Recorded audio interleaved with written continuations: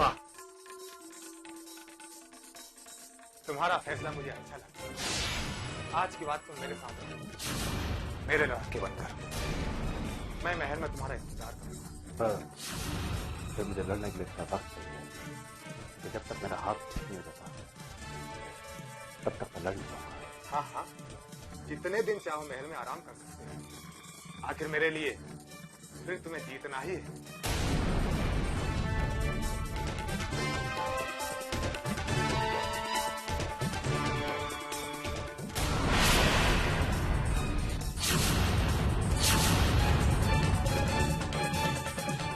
ये क्या है? तुमने से हाँ क्यों कहा? इतना सब देखने के बाद भी तुम उसके लिए लड़ोगे?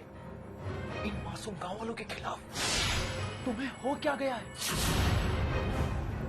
पहले ये बताओ कि तुम सबको क्या हो गया, और तुमने सोच भी कैसे कि मैं गांव वालों के खिलाफ हथियार उठाऊंगा, उन मासूमों के खिलाफ जिनको मैंने खुद अपनी आंखों से भूख से मरते हुए देखा। तुम चाहते क्या हो? महल के अंदर जाने का रास्ता, और अब मुझे ये बात जानने से कोई नहीं रोक सकता कि ये महाराज किसकी शतरंज का प्यादा है, और वो कौन है जो मेरे ही नाम को मेरे खिलाफ हथियार बनाता है।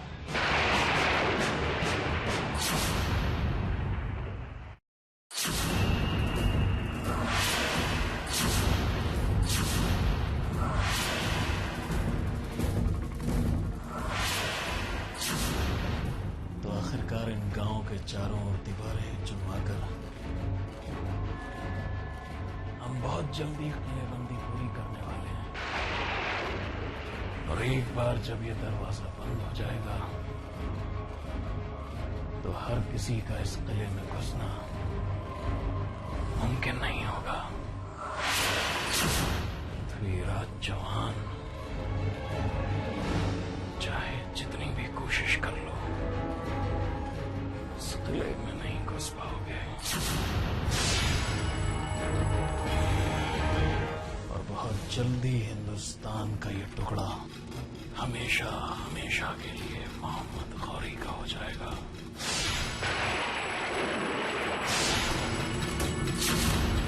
दादर खान, इन गांव वालों को लेकर पास के गांव जाओ, वहां से कुछ और लोगों को इकट्ठा करो और पास के गांव की भी किलेबंदी शुरू करो। जो हुक्म सुल्तान। जाओ।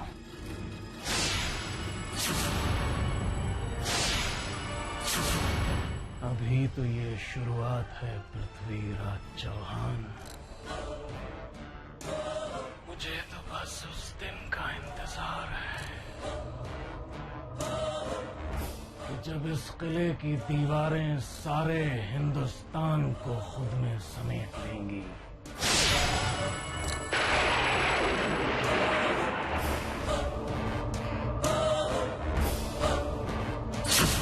तुमने मेरे भाई को तो हमारे महाराज पृथ्वीराज चौहान के पास जाने से रोक लिया, पर मुझे नहीं रोक सकोगे। मैं तुम्हारी सच्चाई अपने महाराज के सामने लाकर ही चैन लूंगा। मैं चलता हूँ, तुम सब लोग मिलकर गांव वालों का ख्याल रखो। कहाँ जा रही है? पूछो। तो क्या तुम अब महाराज की ओर से लड़ने जा रहे हो? तो फिर तुमने पहली बार हमारी ओर से लड़ाई ही क्यों की?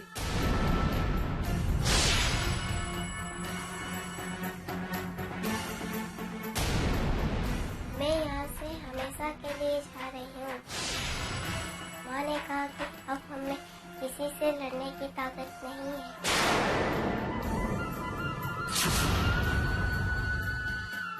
ये तुम्हारे लिए सिर्फ एक खेल होगा, पर हमें अब लड़ने की ताकत नहीं रही।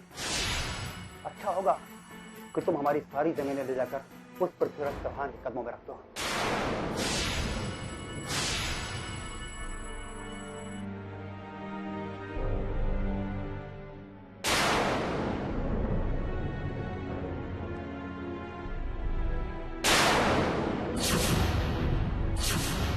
रुको, मैं महाराज के लिए कोई लड़ाई नहीं लड़ने वाला। जमीनें भी आपकी हैं और आपकी नहीं, लेकिन दुख तो सिर्फ इस बात का है कि ना ही आप लोग मुझे पहचान पाए और ना ही अपने महाराज पृथ्वीराज चौहान को।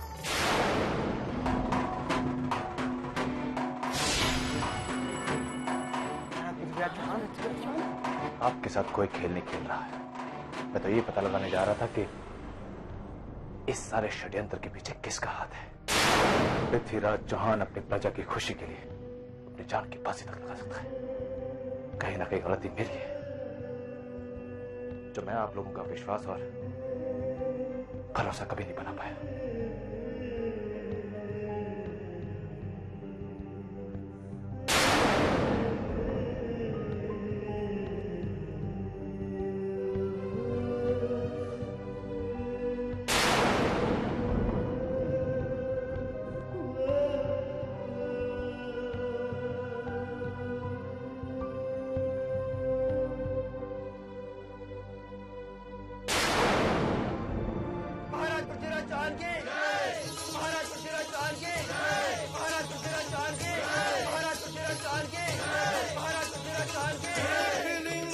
भगवान से करे प्रार्थना, राजकुंवर अपना करे कल पृथ्वी पे राज।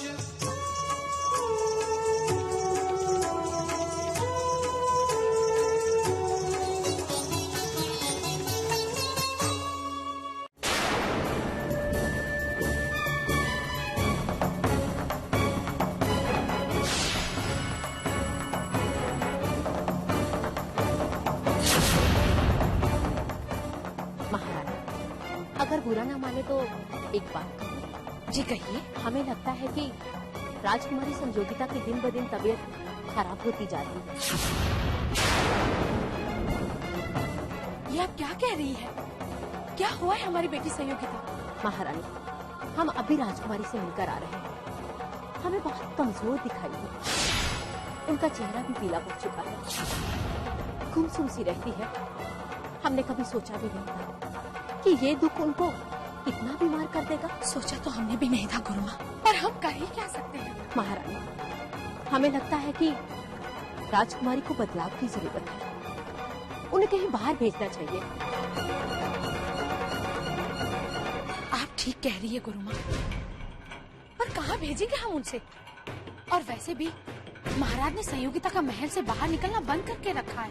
एक तरकीब है महारानी। वो क्या गुरुमा? कदम्बरी भरत नगर में संगीत उत्सव में भाग लेने के लिए जा रही है। अगर आप राजकुमारी को साथ जाने के लिए मना लें, तो हम दावे के साथ कह सकते हैं कि महाराज कभी इनकार नहीं करेंगे। तो फिर ठीक है गुरुमा, हम इसके बारे में संयोगिता से बात करके देखें।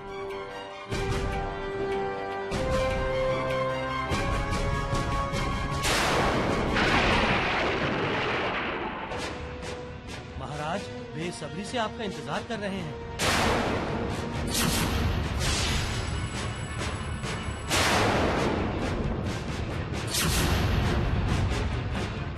आओ सुनो, मैं तुम्हारा ही इंतजार कर रहा था।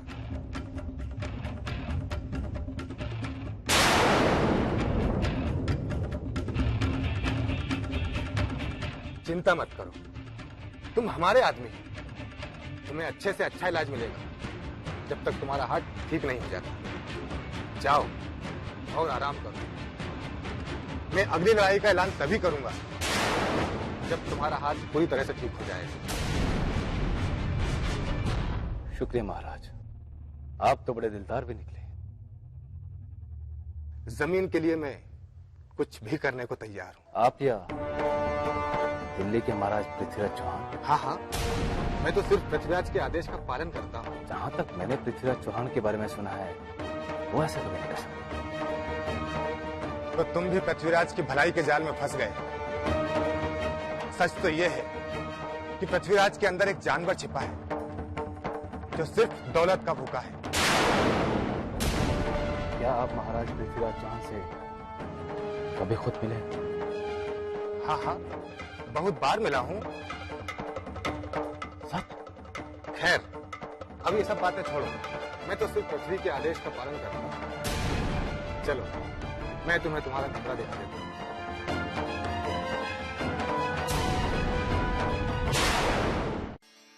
जल्दी करो, नहीं तो देर हो जाएगी। क्या हुआ वैशाली, कहाँ ले जा रही हूँ मैं? अरे चलो तो, महल में कठपुतली वाला है, बहुत अच्छा खेल दिखाते हैं वो। हमें नहीं देखना कठपुतली का खेल, हमें जाने दो। एक बार चलो तो, अगर अच्छा न लगे तो लौट चलो, चलो ना। ये एक लड़का और एक लड़की की प्रेम कहानी है जो एक दूसरे से ऐसा प्यार करते थे जैसे वो दो जिस्म एक जान हो। लड़के का नाम जीत था, जिसकी तलवार के सामने बड़े बड़े योद्धा नहीं टिक पाते थे, और लड़की थी सुनैना, जिसकी नैनों की गहराइयां देखकर झील भी शर्मा जाए।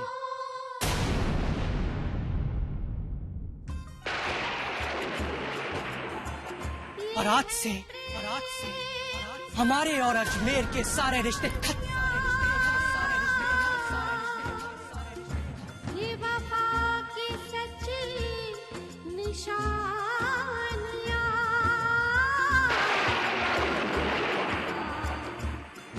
न भुला सका कभी ये जहां, न मिटा सका। माँ कहती है बुरी बलाओं से बचने के लिए काली माँ का यंत्र बहुत आवश्यक है।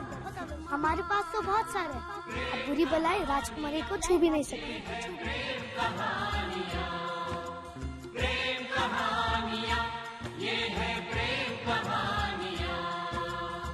ये जवां दिलों की है धड़कने,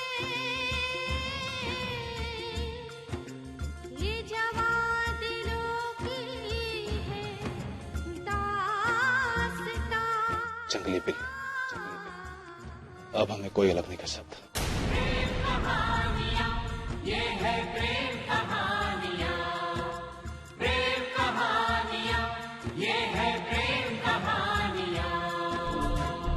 संयोगिता, हमें आपसे कुछ बात करनी है, आप हमारे साथ आइए।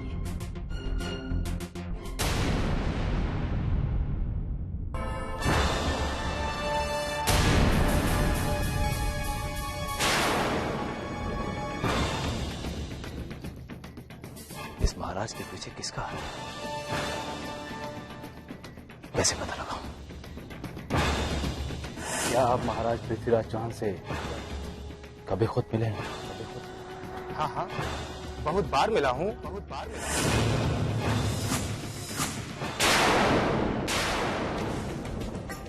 क्या बात है माँ, आप हमें यहाँ क्यों लाई हो? देखो बेटी, कादम्बरी संगीत उत्सव में भाग लेने के लिए भरतपुर जा रही हैं। तो उसे जाने दीजिए, हम क्या करें? हम चाहते हैं कि तुम भी उसके साथ जाओ। पर माँ, हम किसी तरह भरतनगर से अगर दिल्ली पहुंचे तो पृथ्वी को मिल सकते हैं। ठीक है माँ, अगर आप चाहती हैं तो हम मना नहीं करेंगे। संयोगिता, हम जानते थे बेटी, तुम हमारी बात को कभी नहीं टालोगी। तुम वहाँ जाओगी तो तुम्हारा मन बहल जाएगा। नई जगह है, नए लोग हैं। वहाँ जाकर हमें कोई मिले ना मिले, हमें पृथ्वी से मिलने का मौका जरूर मिल जाएगा। वाह, क्या शानदार तस्वीर है महाराज। आओ सूरज, कहो कैसे आना हुआ? मैं आपसे ये कहने आया था महाराज, पहले मुझे आपकी किसी भी बात पर यकीन नहीं आ रहा था। कौन सी बात? वही पृथ्वीराज चौहान वाली बात। पहले मुझे यकीन ही नहीं आ रहा था कि दिल्ली के महाराज पृथ्वीराज चौहान ऐसा कर सकते हैं, और अब मुझे पूरा यकीन हो गया। इस सब के पीछे महाराज पृथ्वीराज चौहान का ही हाथ है। मैंने तुमसे कहा था कि मैं सिर्फ महाराज पृथ्वीराज चौहान के आदेश का पालन कर रहा हूँ। भाई अचानक तुम्हें क्या हुआ? मैं अभी अभी महाराज पृथ्वीराज चौहान को देख कर आ रहा हूँ महाराज। कहाँ? तो यही आपसे मिलने तो महल की ओर आ रहे हैं। क्या कह रहे हो तुम? पृथ्वी यहाँ आ रहा है मेरे महल में? हाँ महाराज, मैं उन्हें पहचानने में भूल नहीं सकता, पर पृथ्वी के यहाँ आने की खबर सुनते ही भले आप क्यों घबरा गए? नहीं, घबरा कौन रहा है? असल में मैं उनसे मिल नहीं सकूंगा ना, इसलिए कुछ परेशान हो गया। पर क्यों? वो मुझे अखंड पूजा पर बैठना है। ये पूजा मैं हर साल करता हूँ और इस दौरान मैं बिल्कुल अकेला बैठता हूँ, किसी से नहीं मिलता। समझ में नहीं आ रहा कि क्या करूं। इसमें इतना परेशान होने की कोई बात नहीं महाराज, आप जाइए और अखंड पूजा में बैठ। हाँ, ये अच्छा होगा। पूजा का वक्त हो गया, मैं चलता हूँ। मुझे पूजा गृह में जाकर पूजा शुरू करनी है। तुम संभाल लोगे ना? संभाल लेना। हाँ, आप चिंता मत कीजिए महाराज, मैं सब संभाल लूंगा।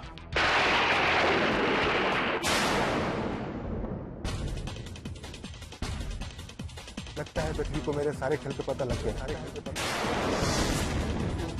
अगर मैंने उसे ये बात बताई कि इस सारी योजना के पीछे मोहम्मद गोरी का हाथ है, तो गोरी मुझे मार डालेगा। और अगर नहीं बताया तो पृथ्वी मुझे मार डालेगा।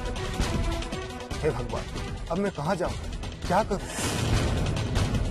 जय हनुमान ज्ञान गुण सागर, जय कपीश तिहु लोक उजागर, रामदूत अतुलित बल धामा।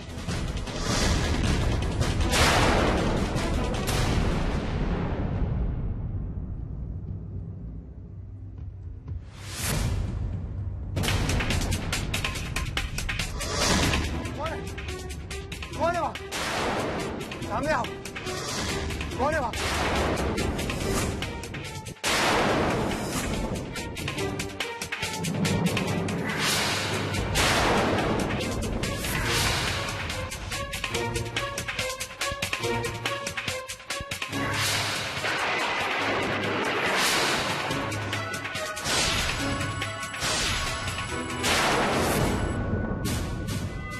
महाराज महाराज महाराज महाराज गजब हो गया।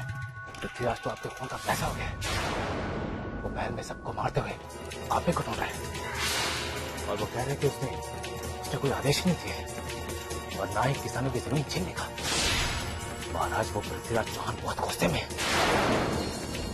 वो नंगी तलवार लिए बस आपको ढूंढ रहा है। महाराज वो आज आपको मार डालेगा। तो तुम बताओ, मैं क्या करूँ? सूरज, अब तुम ही कुछ कर सकते हो। मुझे बचा लो सूरज, उस पृथ्वीराज से मुझे बचा लो। पर महाराज आप तो कह रहे थे कि आप सिर्फ उसके आदेश का पालन कर रहे हैं। तो फिर ये सब क्या हो रहा है? मेरी तो कुछ समझ नहीं आ रहा। पहले मुझे कहीं छिपा ले सूरज, फिर मैं तुम्हें सब कुछ सच बता दूंगा। इसका मतलब ये खेल के पीछे पृथ्वी का नहीं, किसी और का हाथ है। किसी और का हाथ है तो कौन है वो?